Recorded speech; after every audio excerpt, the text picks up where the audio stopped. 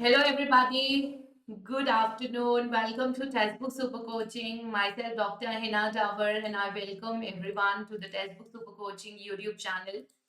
तो आज मैं क्विक वीडियो लेके आई हूँ एग्जाम से पहले आप लोगों के जी सेट के एनालिसिस के लिए एंड ये जो एग्जाम है ये कल हुआ था यानी 26 नवंबर को एग्जाम कंडक्ट किया गया था गुजरात स्टेट के द्वारा। ये गुजरात का स्टेट एलिजिबिलिटी टेस्ट है और सबसे पहले मैं ये बताना चाहूंगी कि हर बार के कंपैरिजन में इस बार का पेपर थोड़ा सा अप आया है। हर बार की कंपैरिजन में जो अगर आप नोटिस करेंगे तो इस बार का जी सेट का जो लेवल है वो थोड़ा सा अप किया गया। लेकिन आपको एक बात सुन के बहुत खुशी होगी कि आप अगर टेक्स्ट बुक की साइट को चेक करते हैं, इवन अगर आप फ्री लर्नर हैं और अगर आप टेक्स्ट बुक की साइट को विजिट करते हैं, टेक्स्ट बुक का पास आपने लिया है या टेक्स्ट बुक की मॉक सीरीज आपने लिया है या अगर आप कुछ क्वेश्चंस को देखेंगे तो डायरेक्टली टेक्स्ट बुक की साइट से पिक किए गए हैं।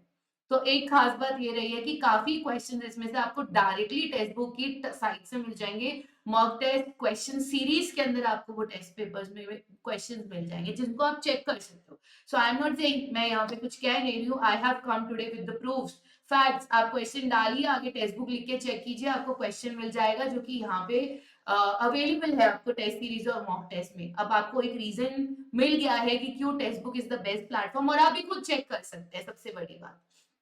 चलिए, तो इसका फटाफट से क्विक एनालिसिस करते हैं। अगर मैं क्वेश्चन नंबर 98 से जैसे सीक्वेंस में मुझे मिला वैसे स्टार्ट करेंगे। क्वेश्चन कहता है it is helpful for blind students to work with computers and other electronic devices. तो अगर आप देखेंगे स्पीच रिकॉग्निशन सॉफ्टवेयर और ओसीआर में से आपका क्या करेक्ट आंसर जाएगा। स्पीच रिकॉग्निशन सॉफ्टवेयर, अगर टेक्स्ट टू स्पीच और स्पीच टू टेक्स्ट लिखा होता तब आप उसको पिक करते, वरना आपका OCR goes as the best correct answer. आपका जो ओसीआर है वो बेटर करेक्ट आंसर बनता है। ठीक है, तो ओसीआर बेसिकली है क्या? ओसीआर का यूज करता जाता है ऑप्टिकल कैरेक्टर रिकॉग्निशन में, जो ब्लाइंड स्टूडेंट्स यूज करते हैं। नेक्स्ट आ रहा है कौन सी लर्निंग डिसेबिलिटीज को डेवलप कर सकता है। क्वेश्चन को ध्यान से देखिए, उन्होंने लिखा है डेवलप कर सकता है।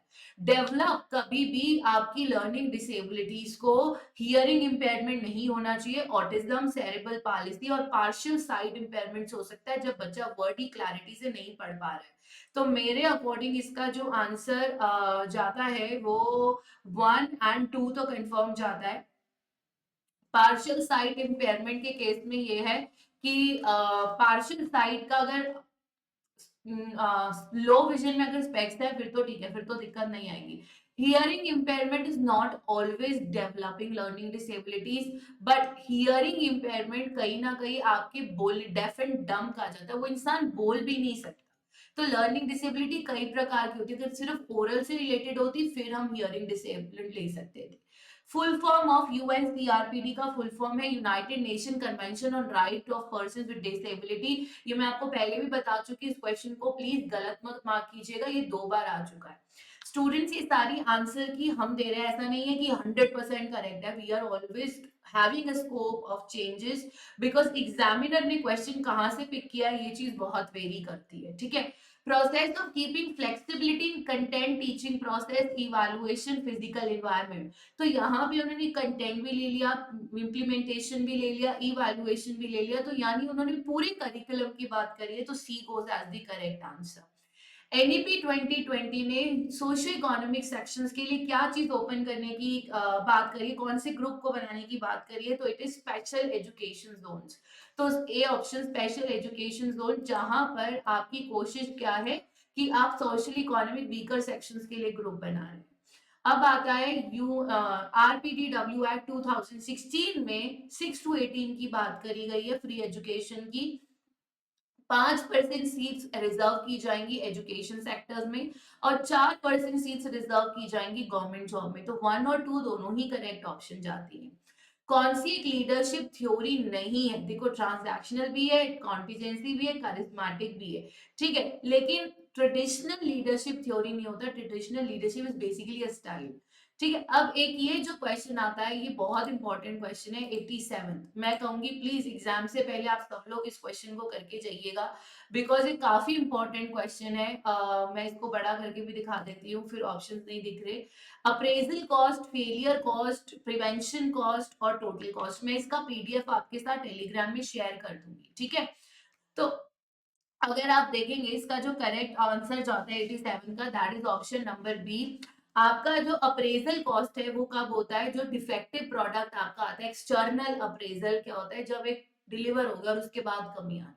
फेलियर कॉस्ट क्या होता है, फेलियर कॉस्ट होता है जब डिफेक्टिव प्रोडक्ट है। Prevention is better than cure. Prevention means जब आप रिड्यूस कर रहे हैं इंटेंशन की प्रोडक्ट आ ही ना, प्रोडक्ट में कमी आई ना। और टोटल कॉस्ट क्या होती है, जिसके अंदर आप क्वालिटी को भी ले रहे हो और डेफिशिएंसी को भी ले रहे हैं, ठीक है। 3 step change model Kurt Lewin ने दिया है।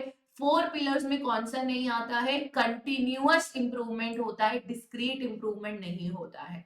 नैक के ज्यूरिस्डिक्शन के अंदर क्या नहीं आएगा, नैक के ज्यूरिस्डिक्शन के अंदर आपका यूनिवर्सिटीज आता है, अफिलिएटेड कॉलेजेस आता है, ऑटोनॉमस कॉलेज आता है, डिस्टेंस एजुकेशन नहीं आता है। सो 90 का जो आंसर है वो सी है, distance education is not the part, ठीक है। फिर नेक्स्ट आता है प्रोग्राम ऑफ एक्शन। 1992 कब आया था, 86 की पॉलिसी के बाद आया था, क्लियर। चलिए आगे बढ़ते हैं। पीडब्ल्यूडी एक्ट 1995 कौन से आर्टिकल के अंदर आता है, 253 आर्टिकल के अंदर आता है।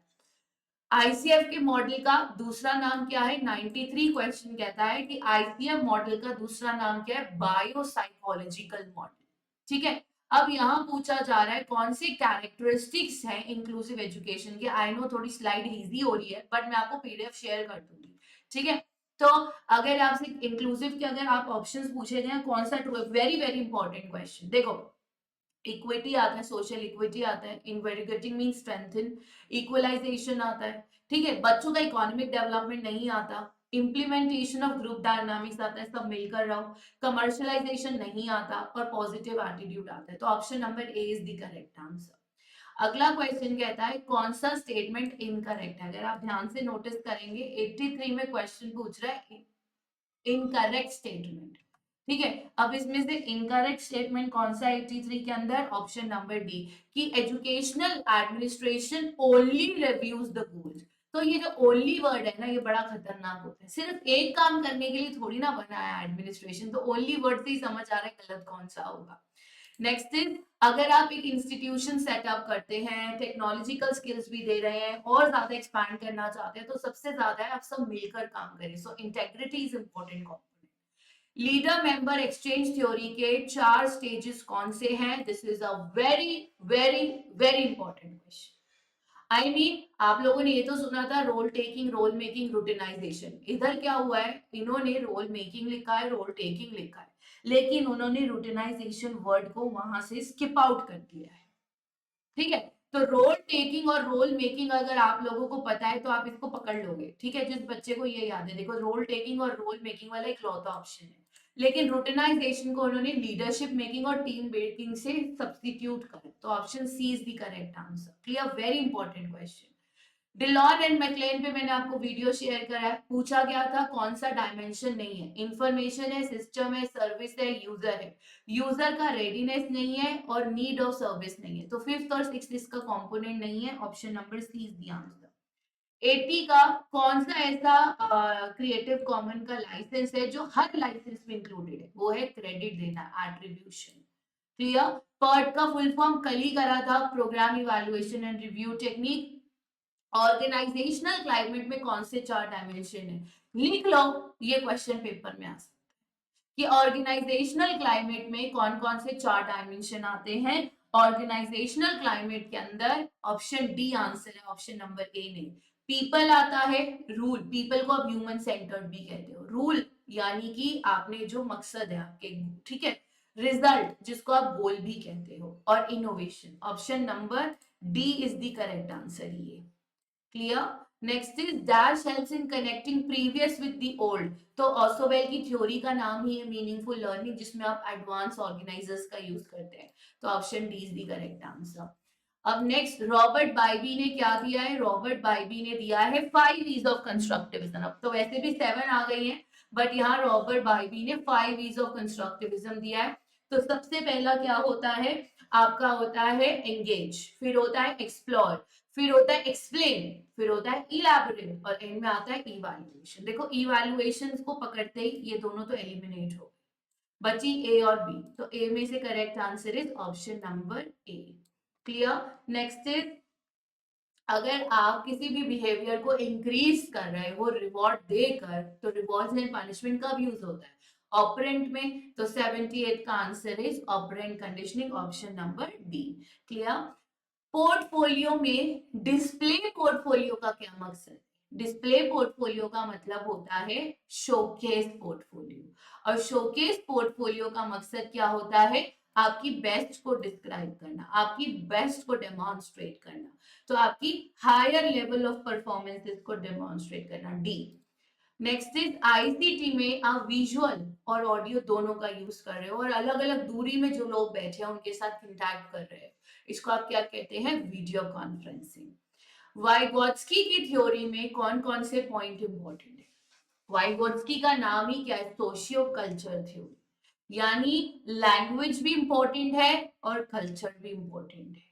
ठीक है, तो 75th का answer is option number C, culture important है।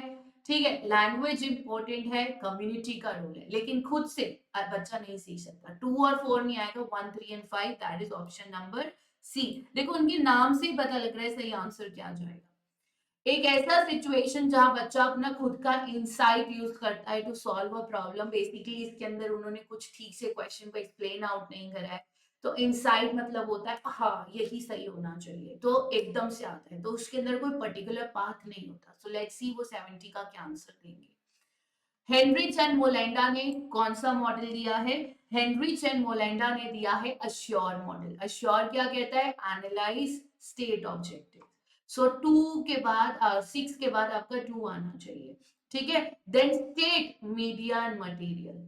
ठीक है, उसके बाद यूज मीडिया एंड मटेरियल, यानी कि आपका 71 का option number C is the correct answer. सबसे पहले analyse state the objective, analyze the learner, state the objective, state the material, use the material, require learner participation and evaluate. So 2, 6, 4, 5, 1 and 3. Clear? Option C.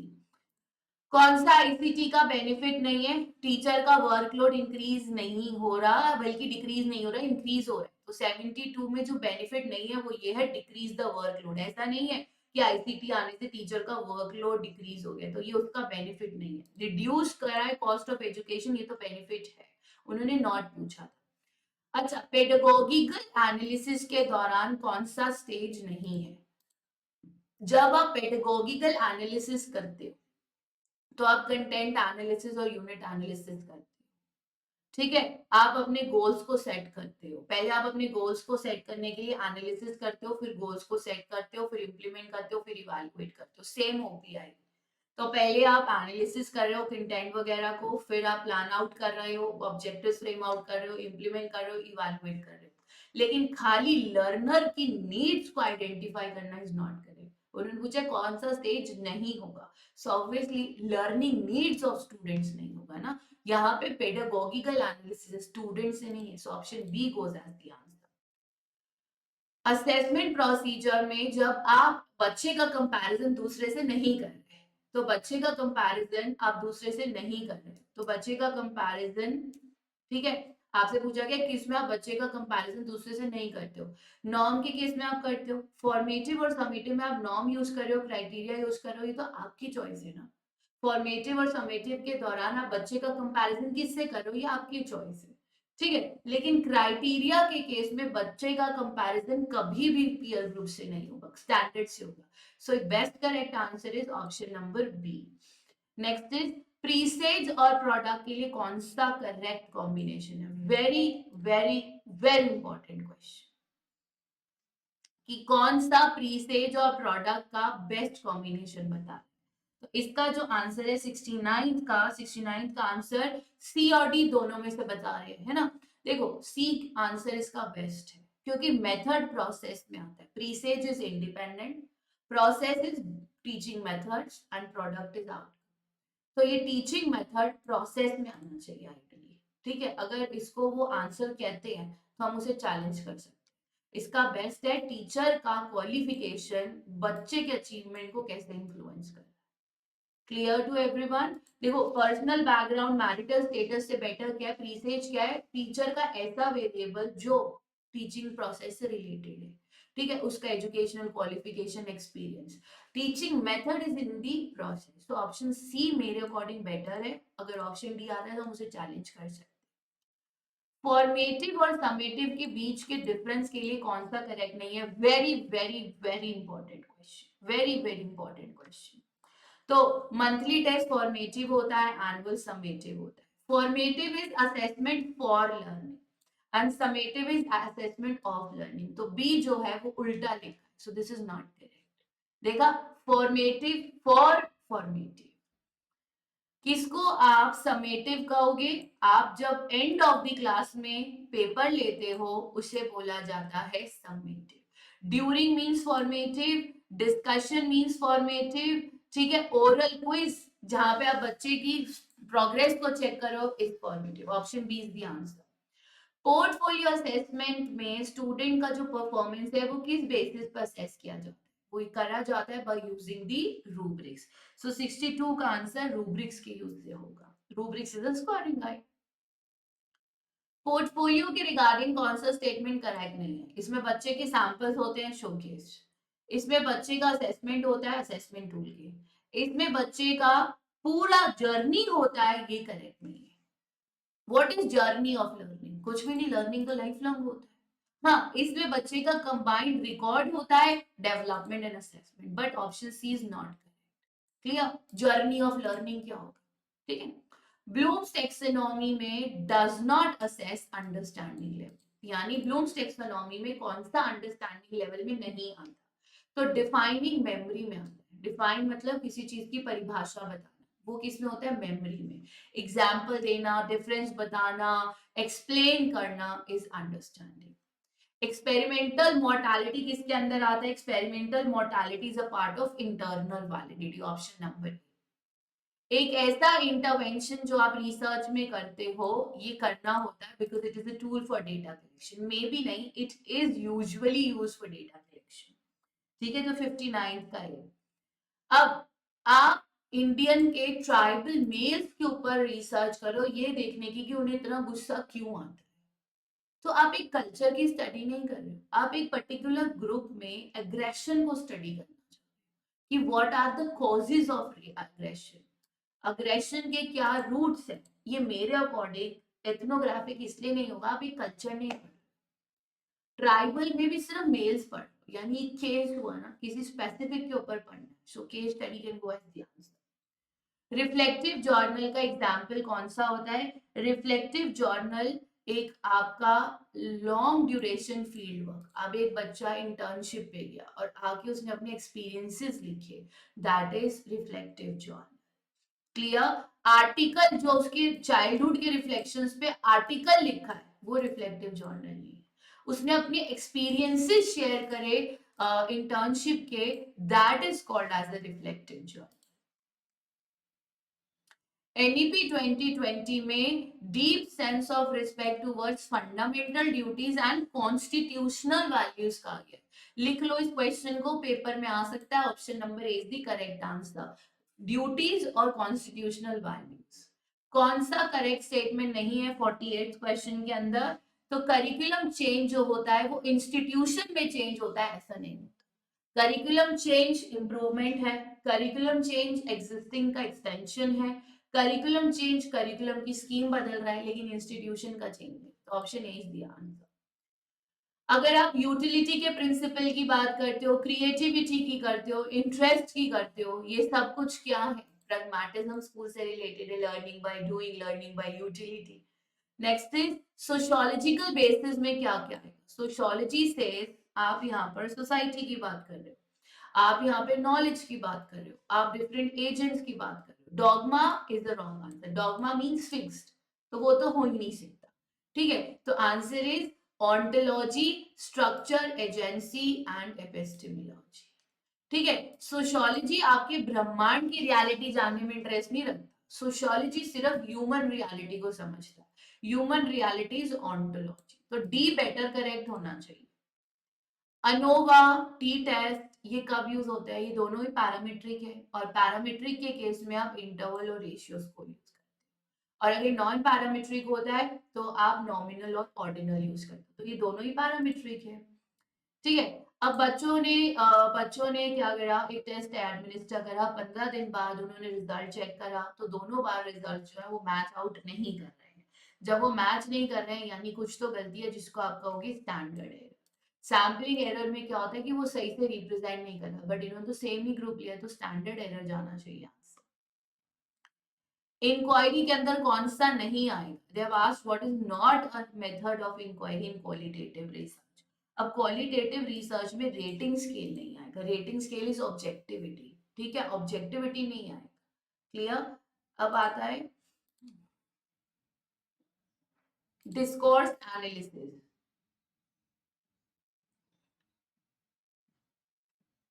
तो discourse analysis में तो वैसे ही language को interpret करते हो वो आ सकता है। ट्रायंगुलेशन क्वांटिटेटिव क्वालिटेटिव दोनों में यूज किया जा सकता है। अब नॉन पैरामीट्रिक के अंडर कौन नहीं आएगा? वैसे देखो क्वालिटेटिव में ज्यादा होता है, बट क्वांटिटेटिव दोनों में हो जाए। नॉन पैरामीट्रिक के अंदर अनोवा इज पैरामीट्रिक, तो ANOVA is the answer. Chi square, median test, rank correlation, तीनों नॉन पैरामीट्रिक। पॉजिटिव क्यूनेस के अंदर जो टेल है वो राइट साइड पर होती है, पॉजिटिव साइड, और पीक लेफ्ट साइड। तभी तो कम बच्चे स्कोर अच्छा करते हैं, ज्यादा बच्चे कम स्कोर करते हैं, ऑपोजिट चलता है ना। तो उन्होंने पीक पूछा है, टेल नहीं पूछा। Peak is towards the left and tail is towards the right, तो 56 का आंसर सी होना चाहिए। ऑल्टरनेटिव हाइपोथेसिस क्या होता है? नल का उल्टा। ठीक है, तो ऑपोजिट टू नल। अब इसका 44th में आपने करिकुलम के कंपोनेंट्स को करेक्टली मैच करना है। मेरे अकॉर्डिंग जो इसका करेक्ट आंसर है वो ऑप्शन नंबर डी है। Option number D. देखो कंटिन्यूटी होता है एक फ्लो में चलना, हर चीज को मेंटेन करना। बैलेंस होता है, बैलेंस का मतलब होता है बैलेंस का मतलब क्या होता है? बैलेंस का मतलब होता है कि आप सब चीजों को ले रहे हो, थ्योरी और प्रैक्टिकल। आर्टिकुलेशन का मतलब होता है इंटर रिलेटेडनेस, इंटर रिलेट कर रहे हो आप, गैप नहीं आने दे रहे हो किसी भी चीज में, आप रिलेट कर रहे हो पुराने को न्यू से। और इंटीग्रेशन का मतलब होता है पुराने को रिपीट करा और न्यू तक गए, पुराने को रिपीट करा और न्यू तक गए। Clear to everybody? पुराने को रिपीट करा एंड न्यू तक जा रहे, इंटर रिलेट कर।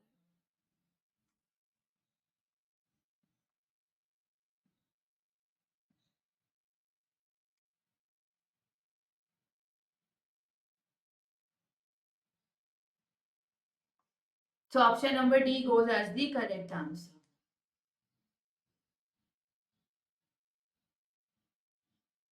एंड इंटीग्रेशन मीन्स आप किसी भी चीज को गैप नहीं आने दे रहे हो, अवॉइडिंग गैप्स एंड ओवरलैप, हर चीज को आप मिला के चल रहे हो। ऐसा नहीं कि बच्चे को समझ ही नहीं आ रहा मुझे थ्योरी को प्रैक्टिकली कहाँ अप्लाई करना। So option D is the best answer. Competency model के अंदर गैप एनालिसिस ऑफ करिकुलम नहीं आता। आप यहाँ कॉम्पिटेंसी बच्चे को एक्सपर्ट बनाना चाह रहे हो, तो अभी फिलहाल आप कॉम्पिटेंसीज पर फोकस करो, करिकुलम का गैप क्यों ला रहे हो? सैलिड फीचर नहीं है करिकुलम कंस्ट्रक्शन में। करिकुलम कंस्ट्रक्शन में एक्सपीरियंसेस आते हैं, यूटिलिटी आता है, इंक्लूजन ऑफ लाइफ एक्टिविटीज आता है, लेकिन सिंप्लिसिटी नहीं आता। Needs of diagnosis for during the curriculum development, अगर आप एनालिसिस कर रहे हो, डायग्नोसिस कर रहे हो करिकुलम को डेवलप करते समय, तो उसका बेनिफिट ये है कि आपको ऑब्जेक्टिव्स पता लगते हैं, आपको लर्निंग के स्टाइल पता लगते हैं, आप न्यू कंटेंट को ला सकते हो। लेकिन जनरल ऑब्जेक्टिव्स आप ऑलरेडी स्टेज कर देते हो, वो डायग्नोसिस की स्टेज में नहीं आएगा। ठीक है, तो अब अगर आपको लग रहा है कि बच्चा हर चीज सीख चुका है, तो आप कोई नया कंटेंट इंट्रोड्यूस कर सकते हो।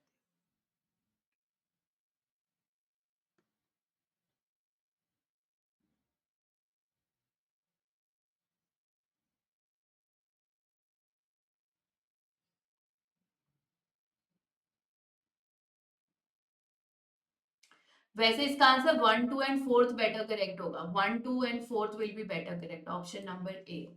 Introduce new material exactly curriculum development के डायग्नोसिस में नहीं है। क्लियर? डायग्नोसिस में आपको नीड्स पता लगती है, लर्नर के स्टाइल्स पता लगते हैं, अपने ऑब्जेक्टिव्स पता लगते हैं। Clear? Next is intellectual, social, aesthetic, spiritual, ये सब क्या होते हैं? ये प्रिंसिपल्स ऑफ करिकुलम डिजाइनिंग में आते हैं, जो इंडिविजुअल की कैपेबिलिटीज आप ऑल अराउंड डेवलपमेंट चाहते हो, that is during the principles of designing. So 42 का ए आंसर जाएगा। टेलर के मॉडल में डिटर्मिनेशन ऑफ ऑब्जेक्टिव्स होता है, ठीक है? डज नॉट इंक्लूड पूछा उन्होंने, डिटर्मिनेशन ऑब्जेक्टिव्स नहीं होता, सेटिंग ऑफ ऑब्जेक्टिव्स होता है। आइडेंटिफिकेशन ऑफ एक्सपीरियंस नहीं होता, ऑर्गेनाइजिंग ऑफ द एक्सपीरियंसेस होता है। और सोशल कंटेक्स्ट तो होता ही नहीं, यानी 1, 2 और 3 तीनों ही नहीं होते। क्या होता है? ऑब्जेक्टिव्स का setting, planning of experiences, organising of experiences, evaluating of experiences, OPI, लेकिन डिटर्मिनेशन ऑफ ऑब्जेक्टिव्स नहीं होता। So 1, 2 and 3 is not the correct. Third तो 100% करेक्ट नहीं है, तो थर्ड से ही आप काफी हद तक आंसर मार्क करा रहे हो, क्योंकि एजुकेशनल एक्सपीरियंसेस को आप इंप्लीमेंट करते हो, ऑर्गेनाइज करते हो। For systematic improvement of teacher education आपको क्या करना चाहिए? आपको करिकुलम को अपडेट करना चाहिए, पीरियोडिकली मॉनिटरिंग करनी चाहिए, प्रोफेशनल डेवलपमेंट करनी चाहिए। डिमांड एंड सप्लाई का कोई रिलेशन नहीं। सो 38 का B is the correct answer, इसका जो बी आंसर है।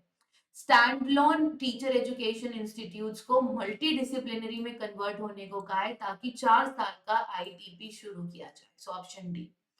टीचर्स को अगर आप अकाउंटेबल बनाना चाहते हो, ये टेक्स्ट बुक का एज इट इज क्वेश्चन है, एज इट इज, ठीक है, उन्हीं की साइड पे है। तो आपको क्या करना चाहिए? टीचर्स को फ्रीडम देना चाहिए कि वो अपनी मर्जी से डिसाइड कर ले उन्होंने बच्चों को क्या पढ़ाना है और कैसे पढ़ाना है। अगर आप उन्हें फ्रीडम दोगे तो वो अपनी पूरी जिम्मेदारी भी लेंगे, ठीक है? कोलैबोरेटिव लर्निंग में कौन सा बेस्ट रहेगा? सर्कल ऑफ वॉइस से, जहाँ पे 4-5 बच्चे होते हैं, वो अपना अपना पॉइंट ऑफ व्यू शेयर करते हैं। एरिक, एरिक जो ब्रांच है वो एनसीईआरटी का है। एरिक का फुल फॉर्म क्या है? एरिक जो ब्रांच है वो एनसीईआरटी का है, एरिक। तो एनसीईआरटी के अंदर आता है एरिक। एरिक का full form, so the full form of ERIC क्या होता है? Anybody know? Educational research and innovation committee. Educational का रिसर्च एंड इनोवेशन कमिटी तो एनसीईआरटी का पार्ट है। सेमिनार्स क्यों अरेंज किए जाते हैं? इन सर्विस टीचर इवैल्यूएशन नहीं, in service teacher professional development के लिए। Option D is the correct answer, in service में प्रोफेशनल डेवलपमेंट के लिए। टीचर की ऑनर और डिग्निटी, आत्मसम्मान, इज्जत रखी जाती है जब वो अपने आप को हमेशा बेटर करता है, ठीक है? उन्होंने पूछा है कौन सा प्रोफेशनलिज्म का कैरेक्टरिस्टिक नहीं है? मोरालिटी है, काइंडनेस है, कॉम्पिटेंसी है, लेकिन पॉपुलैरिटी नहीं। कौन सा गाइडेंस का प्रिंसिपल नहीं है? गाइडेंस का प्रिंसिपल, टेस्ट अगर हेल्प कर रहे हैं तो वो गाइडेंस का प्रिंसिपल कैसे हो? बताओ। सो ऑप्शन नंबर बी, बाकी तीनों ठीक है, ऑप्शन नंबर बी। वो टेस्ट की बात करें, वो कहां से? अच्छा, प्रिंसिपल ऑफ डेवलपमेंट ये यूनिवर्सल नहीं है, ठीक है? कॉन्टिन्यूअस है, डायरेक्शनल है, इरिवर्सिबल है, डेवलपमेंट कभी वापसी नहीं जाता है, ठीक है? कॉन्टिन्यूअस है, यूनिवर्सल नहीं है। जब इसमें इंडिविजुअल डिफरेंसेस है तो यूनिवर्सल कैसे हो जाए? हर्बरमास ने क्या दिया था? नॉलेज कॉन्स्टिट्यूटिव इंटरेस्ट थ्योरी, 2023 का रिपीटेड क्वेश्चन है। नेक्स्ट इज सर्व शिक्षा अभियान का मोटो क्या है? एजुकेशन फॉर ऑल, किसी एक कैटेगरी नहीं, फॉर ऑल की बात कर। मेटा कॉग्निशन में क्या नहीं आएगा? मेटा कॉग्निशन में आपका कंपैरिजन नहीं आएगा, वन सेल्फ पे मॉनिटरिंग आएगा, कैपेबिलिटी आएगा, लेकिन कंपैरिजन नहीं होगा। नेगेटिव रीइंफोर्समेंट क्या कहता है? विड्रॉइंग द एवर्सिव ट्रीटमेंट, आप पनिशमेंट को हटा रहे हो, विड्रॉ कर रहे हो। मैंने अभी एक्सप्लेन किया आपको सैटरडे को, और संडे को ये क्वेश्चन आ गया। सैटरडे को मैंने वीडियो शेयर किया, संडे को क्वेश्चन आ गया। एक ऐसा अप्रोच जिसमें जजमेंट काउंसलर का होता है उसको डायरेक्टिव बोला जाता है, और एक ऐसा प्रोसीजर जहां पे काउंसिल ही एक्टिव होता है, इसको बोला जाता है नॉन डायरेक्टिव, जो कि आपके कार्ल रॉजर्स ने दिया। पहला क्वेश्चन डायरेक्टिव, दूसरा non directive. National knowledge commission ने क्या नहीं कहा? एक्सेस का है, नॉलेज कंसेप्ट का है, डिलीवरी का है, लेकिन बोरोइंग ऑफ नॉलेज नहीं का। ऑप्शन ए, कोई भी देश प्रोग्रेस नहीं कर सकता in the absence of economic process. तो ये as it is textbook का क्वेश्चन है, हमारा ही फ्रेम किया हुआ, कि कोई भी देश आगे नहीं बढ़ सकता अगर उसकी अर्थव्यवस्था सही नहीं है तो। कौन से कमीशन ने सोशल एंड नेशनल इंटीग्रेशन की बात करी है? Exactly same question text book की साइट पे अवेलेबल है। Kothari commission is the answer. Education commission of India. NCERT में क्या आता है? एनसीईआरटी में चारों पर्सपेक्टिव्स की बात करी गई है, ठीक है। टीचर एजुकेशन के लिए कौन सा कमेटी है? 17th आपका justice Verma committee. College of education जितने भी हैं उनकी पॉलिसीज कौन डिजाइन करेगा? एनसीटी डिजाइन करेगा। इसमें से कौन सा एडवाइजरी बोर्ड नहीं है? तो नैट नहीं है। यूजीसी है, केब है, एनसीईआरटी भी है, लेकिन नैट नहीं।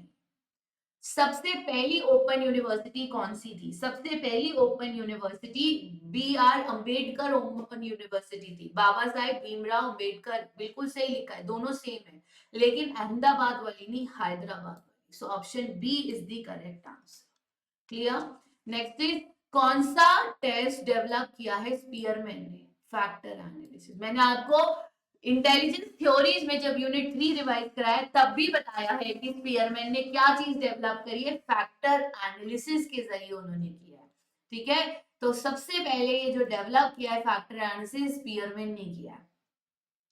इंटेलिजेंस टेस्ट के रिगार्डिंग कौन सा स्टेटमेंट करेक्ट नहीं है? देखो यहाँ पे फिर से लिखा है only has to be administered only on one. Has to be मतलब सिर्फ और सिर्फ एक पर ही होगा, तो डी सही नहीं है। इट हैज टू बी नहीं, it can be administered to group also at a time, तो डी सही नहीं है। तो इसमें से कौन सा एक्लेटिक थ्योरी ऑफ लर्निंग है जहां कॉम्बिनेशन हो रहा है? बांडिउरा में नहीं हो रहा, गैगने में हो रहा है। तो गैगने इज द करेक्ट आंसर। गैगने में आप कोग्निटिव और बिहेवियरिस्टिक का कॉम्बिनेशन ले रहे हो और साथ साथ में कंस्ट्रक्टिविस्ट का भी। सो गैगने। नेक्स्ट इज, कौन सा स्टेज थ्योरी नहीं है? देखो पियाजे का भी स्टेजेस है, एरिक्सन का भी स्टेजेस है, फ्रॉइड का भी स्टेजेस है, बट बांडिउरा आंसर होना चाहिए, ठीक है।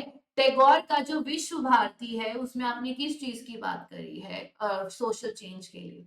तो सोशल चेंज कब होता है? जब बच्चा एक दूसरे से सीख के अपने संस्कारों में बदलाव करता है। So that is the social change, aesthetic experiences, ठीक है। फैमिली को क्यों सोशलाइजेशन एजेंट कहा गया है? क्योंकि फैमिली आपकी पर्सनालिटी में हेल्प करता है, फैमिली आपको सोशलाइजेशन में हेल्प करता है। तो option number A 1 and 2 answer है। डेलोर में क्या नहीं आता? डेलोर में हैव नहीं आता, नो आता है, लिव टुगेदर आता है, बी भी आता है। सबसे पहली पॉलिसी कौन सी कमीशन के बाद आई थी? Question number 12, it was after Kothari commission. सत्यम शिवम सुंदरम में सुंदरम का मीनिंग क्या है? सुंदरम मीन्स जब आप हर चीज में अच्छा देखते हो, गुडनेस देखते हो। Option D should be the answer, fifth का, ठीक है। कौन सा ट्रू नहीं है प्रैग्मैटिक एजुकेशन के लिए? ट्रू ये नहीं है कि आप अपने बच्चे को लेसन प्लान के जरिए पढ़ा रहे हो, दिस इज रॉन्ग। एक फिक्स लेसन प्लान लेके जा रहे हो, उससे पढ़ा रहे हो, ये गलत है। सोशियोलॉजी एक ऐसा प्रोसेस है जहां हम इंटरैक्ट करते हैं और कुछ नया लेके आते हैं, enlightenment, accepting others and presenting ours. Nature of knowledge according to Jainism divine भी हो सकता है एंड चेंजिंग भी है, ठीक है। अभी इसमें कुछ दिख नहीं रहा। मनोमय कोश का काम क्या होता है? मनोमय कोश जो आपका मेंटल से रिलेटेड होता है। तो with this we come to the analysis of GSET, और इसी के साथ हम आपको शाम को 6 बजे मिलेंगे यूट्यूब पे। आई होप आप लोगों को पता लग गया होगा पेपर कैसे था, और अगर आपने नोटिस किया होगा तो अगर आपने टेक्स्ट बुक की सीरीज अटेम्प्ट नहीं करी अभी तक वो कर लो, क्योंकि पेपर में क्वेश्चंस रिपीट हो रहे हैं। दूसरी बात, कोशिश कीजिएगा जितना हो सके इस पेपर को अटेम्प्ट करके जाइए। पेपर काफी सॉलिड लेवल का है और ऐसा पेपर एग्जाम में बिल्कुल आ सकता है, ठीक है। पेपर आपके साथ मैं टेलीग्राम पे शेयर भी कर रही हूँ, एंड जितना हो सके कोशिश कीजिए आप ज्यादा से ज्यादा अच्छे से तैयारी कर लें, बिकॉज जितनी भी तैयारी कर लो उतनी कम है। हर पेपर को अटेम्प्ट करके जाओ, और प्रीवियस ईयर क्वेश्चंस यहाँ बहुत रिपीट हुए। तो ऑन दी होल जो कट ऑफ है वो थोड़ी सी इस बार हाई जाने की उम्मीद है, पिछली बार के कंपैरिजन में हो सकता है कट ऑफ इस बार हाई जाए। So we can expect a higher cut off this time, पूरी उम्मीद है। चलिए मिलते हैं शाम को 6 बजे। Take care everybody, good evening, good day, God bless you.